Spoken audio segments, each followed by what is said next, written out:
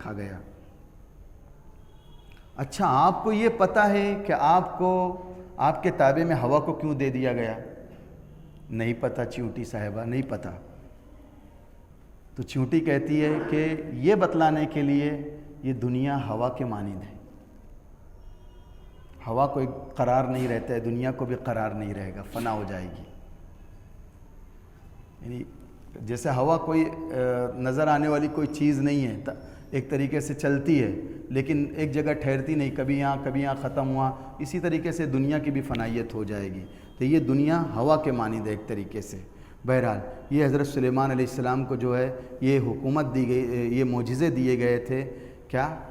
یہ پرندوں پر بھی حکومت تھی، چیونٹیوں پر بھی حکومت تھی۔ حدود کا تذکرہ تو بہت مشہور ہے حدود کے بارے میں۔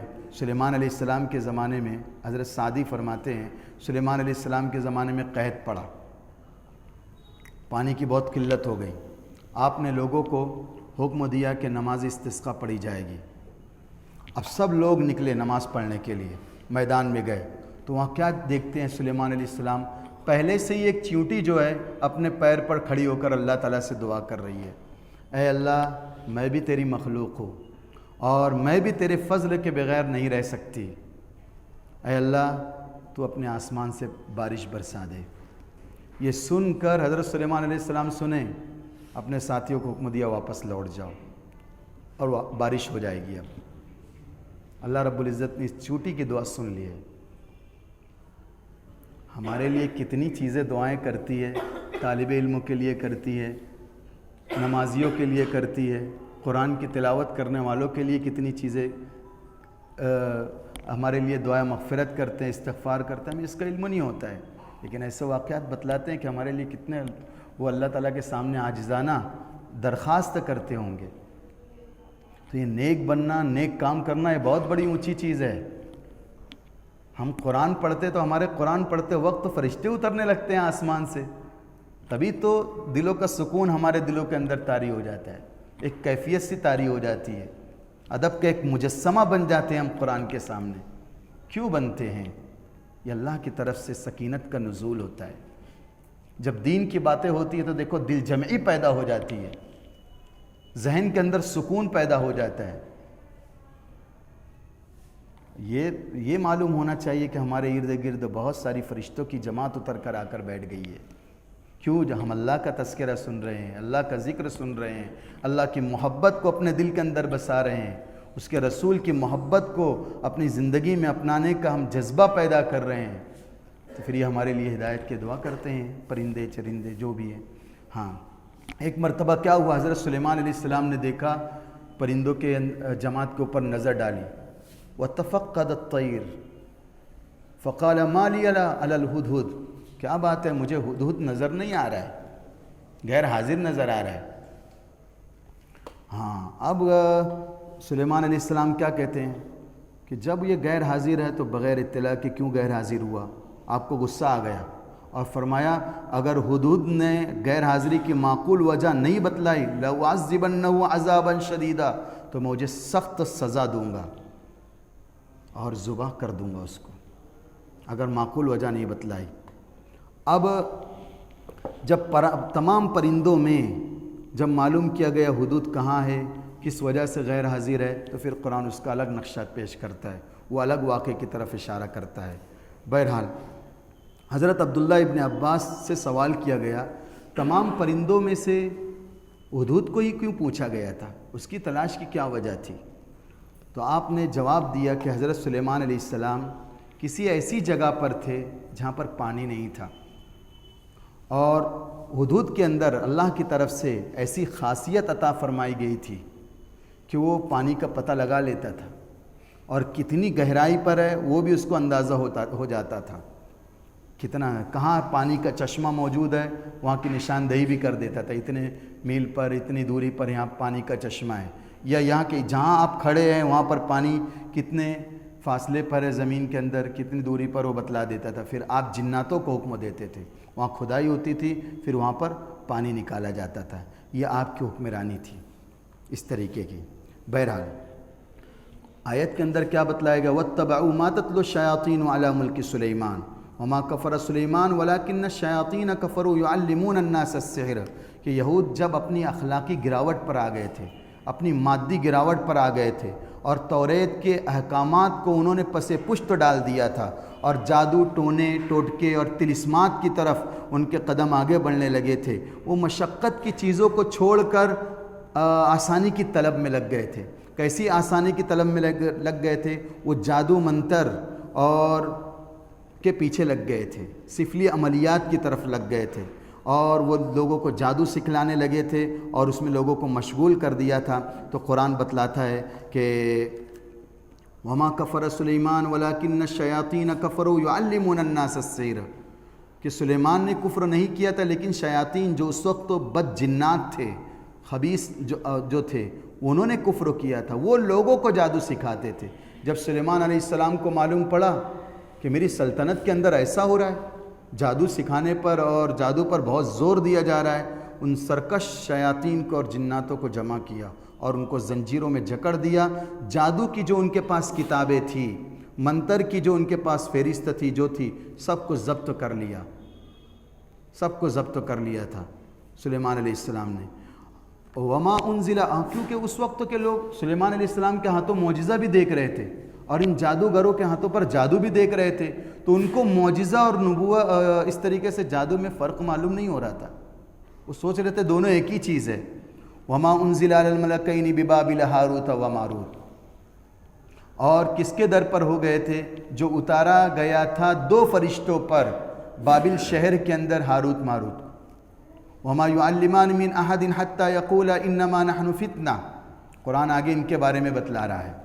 اب یہ بابل شہر یہ کوفہ کے اندر آتا ہے، عراق کا ایک علاقہ ہے، وہاں پر یہاں یہود آباد تھے، کچھ یہود تو فلسطین کے اندر تھے، کچھ یہاں بابل شہر کے اندر تھے۔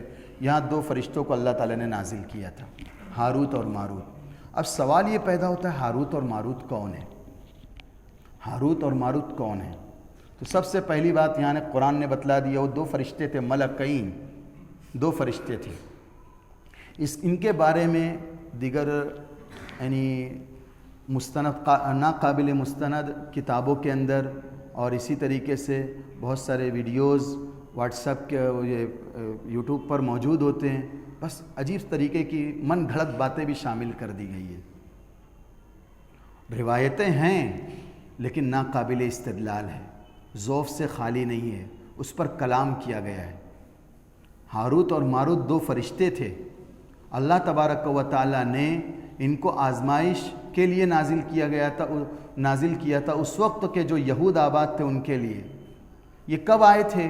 یہ حضرت ادریس علیہ السلام کا پیریڈ تھا جب آئے تھے۔ کیوں؟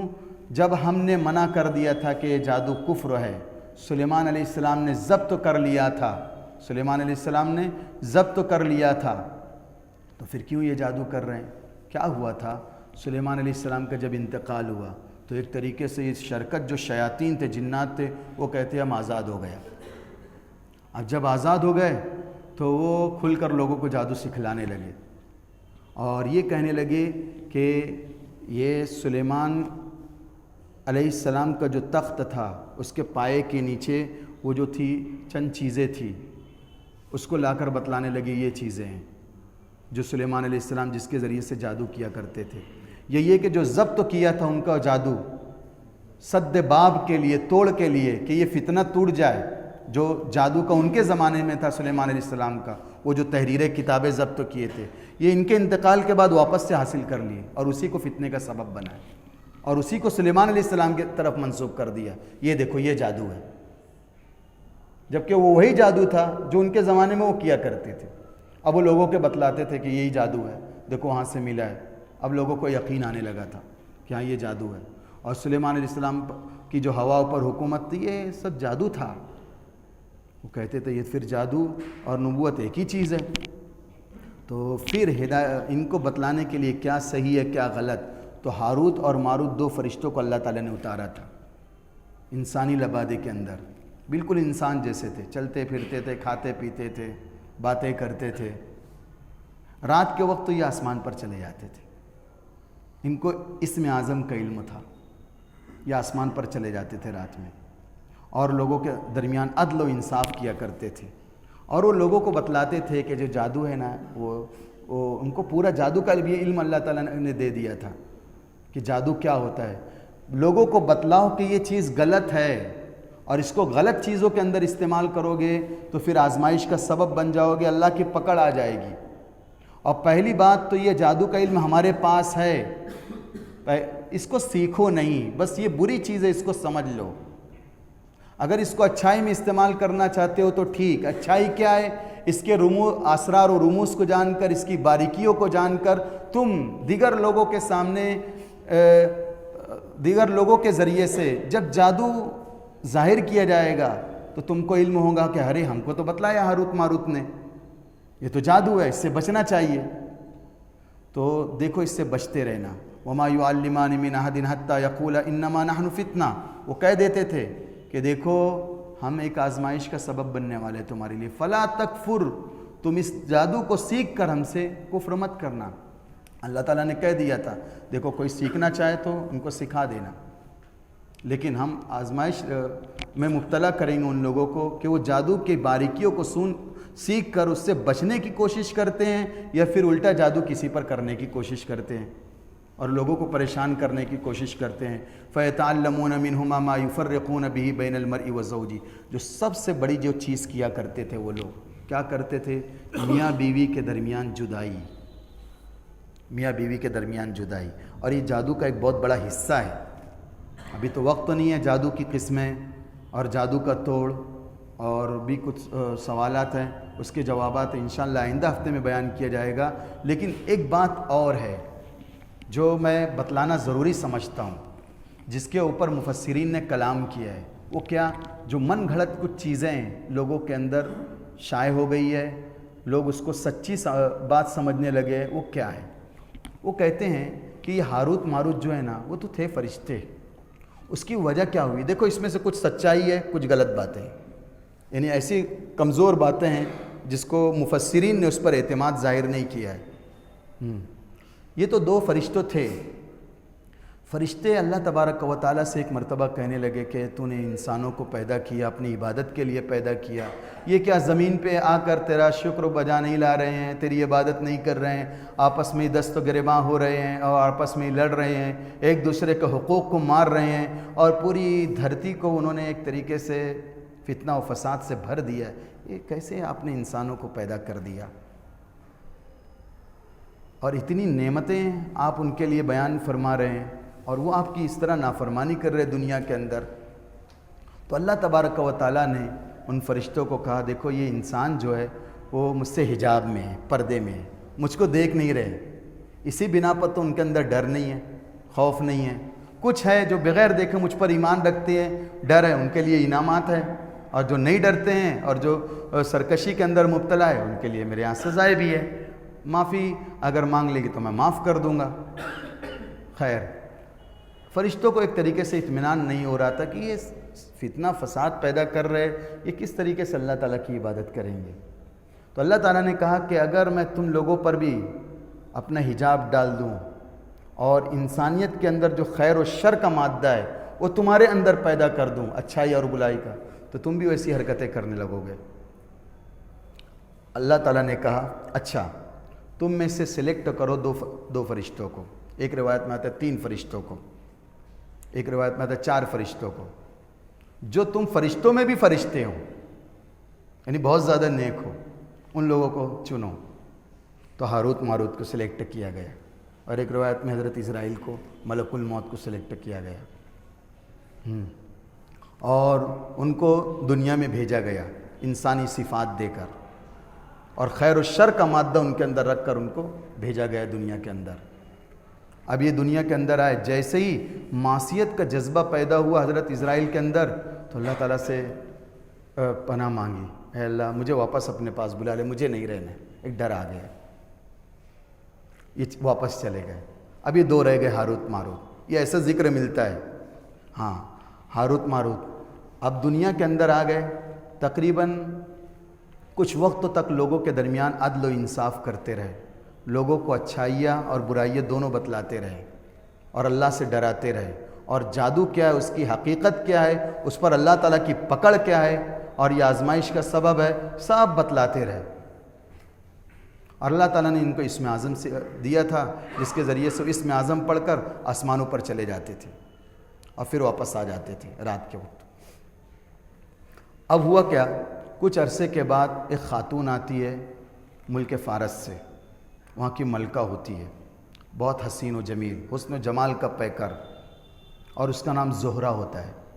اب یہاں سے کچھ تبدیلی شروع ہو رہی ہے، سمجھ جائیے، یعنی کچھ ایسی باتیں جس کو محدثین نے، مفسرین نے اعتماد اس پر ظاہر نہیں کیا ہے۔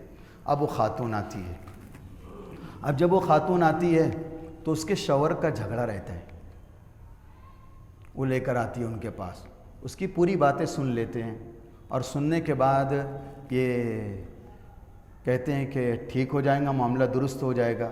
کچھ اس خاتون کی طرف آمادگی ظاہر کرتے ہیں، وہ کہتی ہے کہ میری ایک شرط ہے۔ کیا شرط ہے؟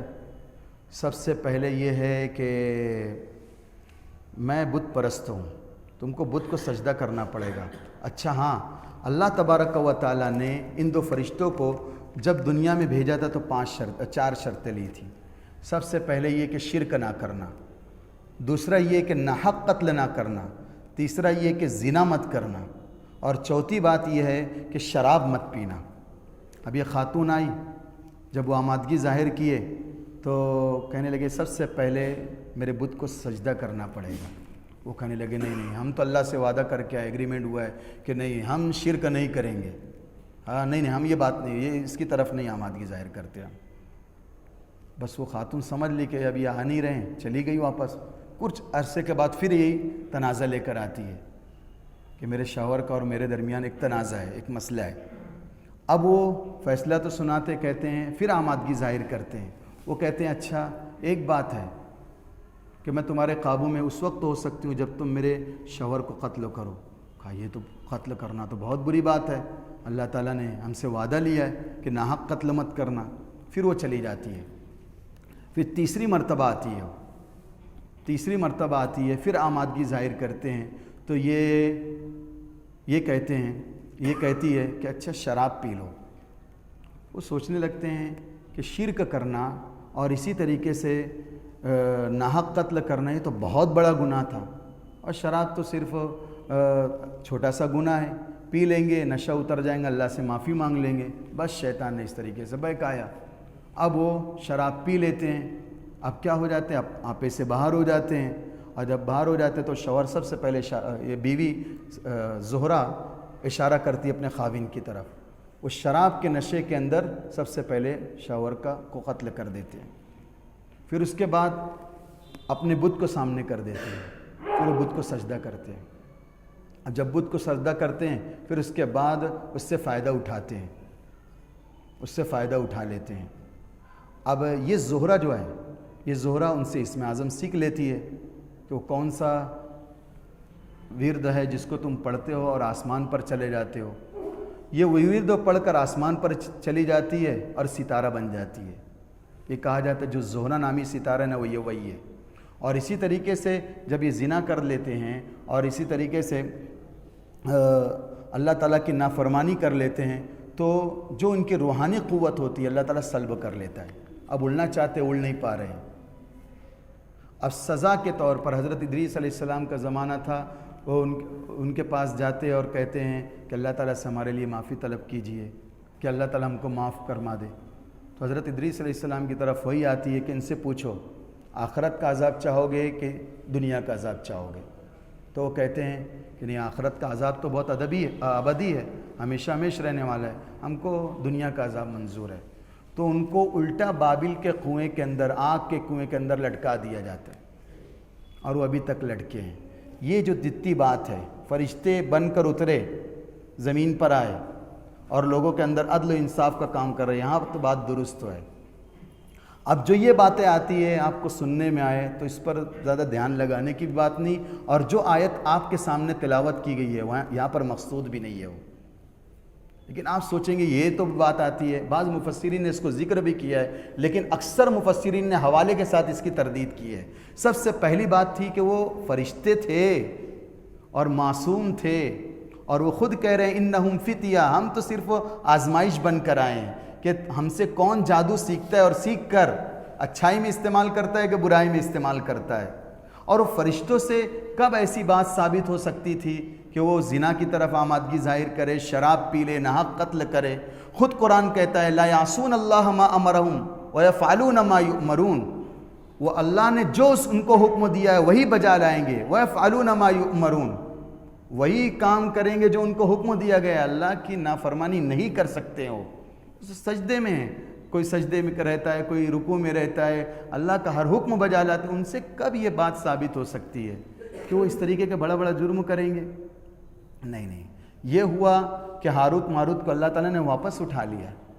پھر وہ جب یہ آ گیا، یہ زہرہ، یہ خاتون کا آنا، یہ ناقابل اعتماد باتیں ہیں، اور پھر اس کا ستارہ بن جانا آسمان پہ اڑ کر، یہ بھی ناقابل اعتماد بات ہے۔ وہ زہرہ ستارہ نہ وہ ہوگا تو پھر یہ کہ اللہ تعالیٰ نے جب اس آسمان کی تخلیق فرمائی اور جس وقت چاند سورج کو پیدا کیا، ستاروں کو پیدا کیا، تو اس وقت اس کی تخلیق ہے، یہ ہمارا ایمان ہے۔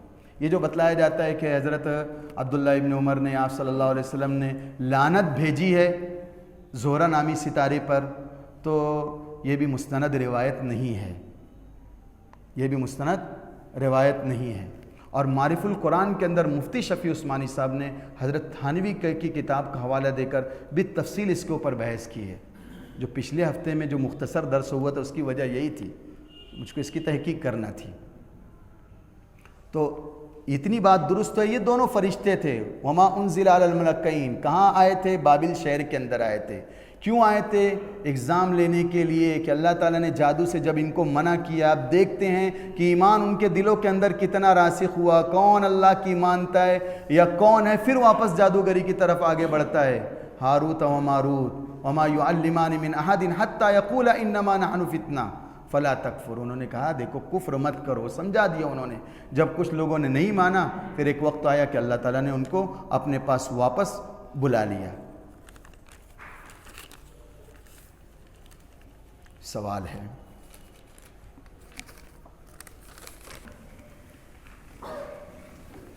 بسم اللہ الرحمن الرحیم، اللہم صلی علی سیدنا محمد کلما ذکرہ الذاکرون وصلی علی سیدنا محمد کلما غفل عن ذکرہ الغافلون، یا حی یا قیوم برحمتک نستغیث اصلح لنا شاننا کلہ ولا تکلنا الی انفسنا طرفۃ عین۔ اللہ ہم سب کے گناہ کو معاف فرما، اے اللہ سیئات کو حسنات سے مبدل فرما، اے اللہ خطاؤں کو معاف فرما، اے اللہ لغزشوں کو معاف فرما، مولا قدم قدم پر گناہ ہو رہے ہیں، اے اللہ معاف فرما دے، اے اللہ راتیں بھی ہماری گندی، دن بھی گندے، اے اللہ ہمارے جسم بھی گندے، ہمارے دل بھی گندے، اے اللہ ہماری اندر کی بھی گندگیوں کو پاک کر دے، ظاہر کی بھی گندگیوں کو پاک کر دے، اے اللہ ہمارے ظاہر سے زیادہ خوبصورت ہمارے باطن کو بنا دے، اے اللہ ہمارے دل کو تو اپنا عرش بنا دے، اپنی یادوں کی آماجگاہ بنا دے، اللہ تو اپنی محبت سے، اپنے رسول کی محبت سے ہمارے دلوں کو لبریز فرما دے، تیرے قرآن کی محبت ہمارے دلوں کے اندر پیدا فرما دے، تیرے حبیب صلی اللہ علیہ وسلم کی سنتوں سے پیار پیدا فرما دے، اے اللہ ہماری پوری زندگی آپ صلی اللہ علیہ وسلم کی سنت کے مطابق بنا دے، اے اللہ یہاں بیٹھنے والوں کو قبول فرما لے، اے اللہ جادو اور اس کی تمام قسموں سے اے اللہ ہم سب کی حفاظت فرما، اے اللہ ہماری ایمان کی حفاظت کے فیصلے فرما، ہماری آئندہ آنے والی نسلوں کے ایمان کی حفاظت فرما، اے اللہ جتنے بندے اور بندیاں یہاں پر حاضر ہیں اے اللہ صرف تیری محبت میں جمع ہوئے ہیں، تیرے کلام کی محبت میں جمع ہوئے ہیں، اے اللہ وہ دکھ درد سے دوچار ہیں، اے اللہ جس غم سے وہ نڈھال ہیں، اے اللہ سحر و آسیب سے اے اللہ بعض پریشان ہیں، اے اللہ ان کی پریشانیوں کو تو ہی بہتر جانتا ہے، اے اللہ تو اپنے نام کے اے اللہ صدقے، اپنے قرآن کے صدقے اے اللہ ان کی تمام بیماریوں کو دور فرما دے، اے اللہ ہم سب کو نیکوکار اور اپنے محبوب مقبول بندوں میں شامل فرما لے، وصلی اللہ علی النبی الامی الکریم وعلی آلہ واصحابہ اجمعین برحمتک یا ارحم الراحمین۔